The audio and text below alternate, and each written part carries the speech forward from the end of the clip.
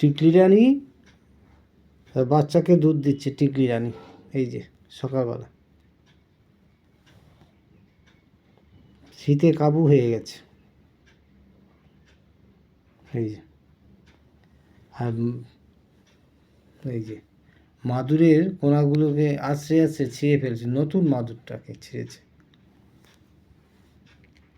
এরা হচ্ছে অবুঝ প্রাণী, অবুঝপনা করে, বোঝে না কোনটা ক্ষতি হবে কোনটা ভালো হবে, বোঝে না। এটা হচ্ছে টিকলি রানী। কি টিকলি?